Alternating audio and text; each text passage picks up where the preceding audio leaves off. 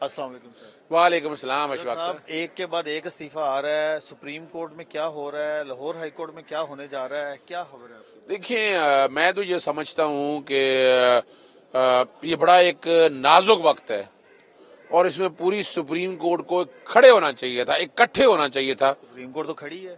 نہیں، میں استعفیوں والا معاملہ اس تک نہیں جانا چاہیے تھا۔ میرا نقطہ نظر بڑا مختلف ہے۔ کسی نے کوئی پریشر ہی تھوڑی دیکھیں میں بہت سی چیزیں جانتا ہوں۔ بتائیں نا۔ میں چونکہ آپ کو یاد ہوگا یہ لاہور ہائی کورٹ کے در و دیوار تھے جب جسٹس سید مظاہر علی اکبر نقوی نے سمن کر کے نواز شریف کو بلایا تھا توہین عدالت میں۔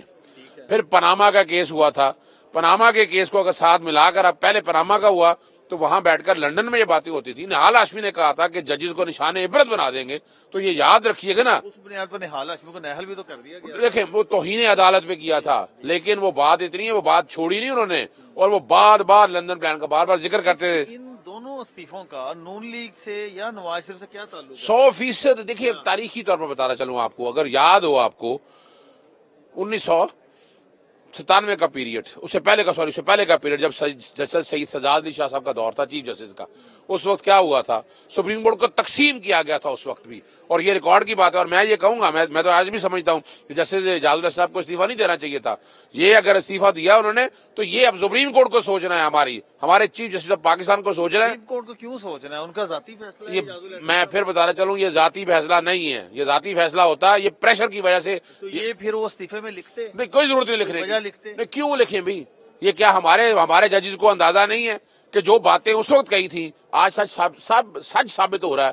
نواز شریف نے جو کچھ کیا تھا، جو کہہ رہا تھا، وہ آج سچ ثابت ہو رہا ہے۔ ایک منٹ رکیے۔ جسٹس قاضی صاحب کے خلاف جب ریفرنس تھا، کوئی بات کوئی پروپوگنڈا ان کے خلاف ہوتا تو وہ اوپن لیٹر لکھتے تھے کہ یہ چیز ہو رہی ہے۔ تو یہاں پر تو ایسا کچھ نہیں، میں پھر بتاؤں آپ کو، یہی تو ایک فرق ہے، کیونکہ وہ نیٹ اینڈ کلین۔ نا جی، اس وقت جو لیٹر لکھے گا اس نے ساکھ کو نقصان پہنچایا، کس کی ساتھ کو؟ سپریم کورٹ کی ساکھ کو نقصان پہنچایا۔ سپریم کورٹ نے تو پوری نون لیگ کو اندر کر دیا۔ کون سی سپریم کورٹ، کون سی نون لیگ کو اندر چلا گیا، کون سی سپریم کورٹ نے کیا؟ اب سمجھ آ رہا ہے کہ لکھے پڑی چیزیں ساری جو ہے نا وہ دب گئی ہیں۔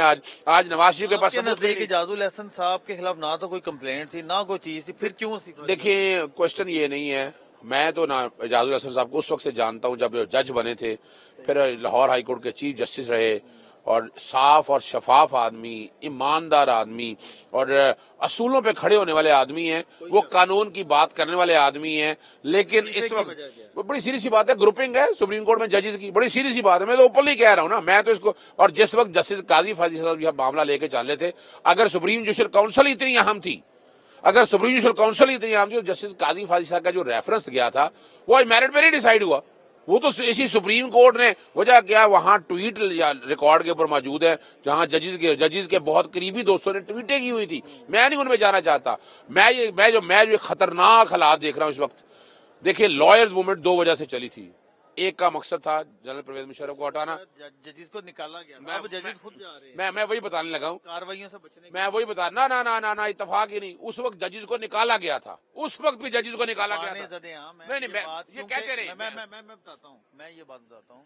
پتہ یہ جب سے جسٹس قاضی فاضل صاحب نے سپریم جوڈیشل کونسل میں یہ کہا کہ اب بات اگر کسی جج پر الزام آیا تو استعفے تک نہیں رکے گی، پوری تہہ تک جائے گا۔ مجھے یہ بتائیں، مجھے یہ صرف اتنا بتا رہے جسٹس سردار طارق مسعود پہ آیا نا بات، الزام آیا نا، کس طرح ڈیفینڈ کرنے کا، یہ چھوڑ دیں اس بات کو۔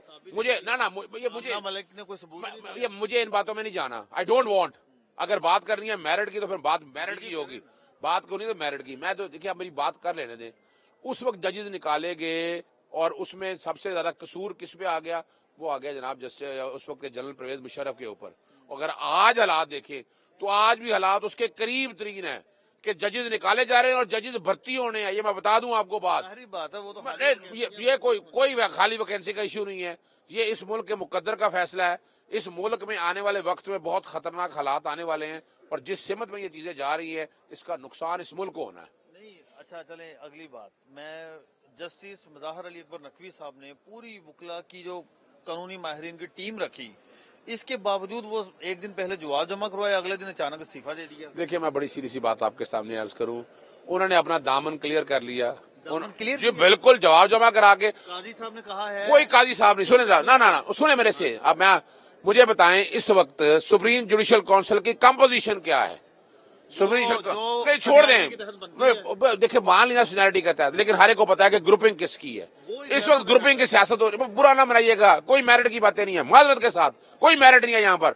ये ग्रुपिंग की सियासत हो रही है और ग्रुप, उनका ग्रुप इस वक्त, दूसरा ग्रुप जो है इस वक्त हावी है, वो अपने को पुराने बदले लेना चाहता है, पुराने स्कोरिंग करना चाहते हैं। अगर इतना शौक था, इतनी बातें ही थी ना, तो चाहिए था कि सुप्रीम कोर्ट लार्जर बेंच बना दी, जैसे काजी फैसला के दौर में लार्जर बेंच आना था। अब क्या बनता था?